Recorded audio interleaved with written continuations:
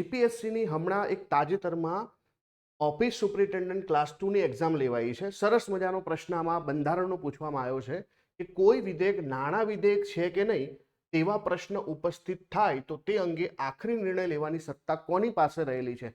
સરસ અને ઈજી સવાલ છે. તમે બધા જાણો છો કે ભાઈ નાણાં વિધેયક એને આપણે શું કહીએ છીએ? મની બિલ કહીએ છીએ.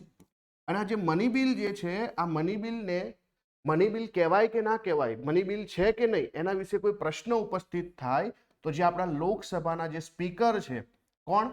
તો કે ભાઈ લોકસભાના સ્પીકર જે છે એમનો નિર્ણય કેવો રહેશે? આખરી રહેશે.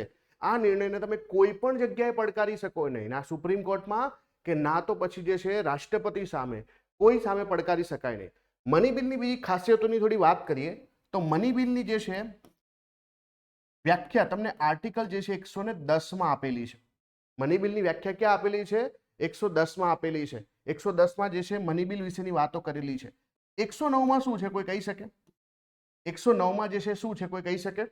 સાથે મની બિલ તમારે લાવવું હોય તો આ બિલ ફક્ત પબ્લિક બિલ જ હોઈ શકે, એટલે કે કોઈ મંત્રી જ આને રજૂ કરી શકે, કોઈ ખાનગી સભ્ય આને રજૂ કરી શકે નહીં. બીજી ખાસ બાબત કે પબ્લિક બિલ છે તો આ જે છે મની બિલ હંમેશા લોકસભાની અંદર જ ઇન્ટ્રોડ્યુસ થશે. રાજ્યસભાની અંદર આને લઈ જવામાં આવશે નહીં. શરૂઆતમાં લોકસભામાં, પછી લોકસભામાં પસાર થશે, પછી રાજ્યસભાની અંદર.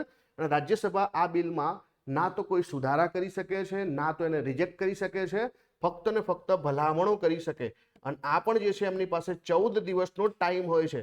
14 દિવસની અંદર કોઈ પણ ભલામણ ના કરે અથવા કોઈ નિર્ણય ના લે તો લોકસભા એવું માની લેશે કે રાજ્યસભાએ જે છે આ બિલ પસાર કરી દીધું છે અને પછી સીધું જ રાષ્ટ્રપતિ સામે જશે.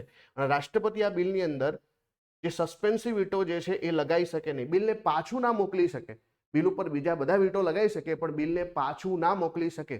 તો આ ખાસ મની બિલ વિશેની માહિતી છે, તમારે ધ્યાનમાં રાખવા જેવી છે.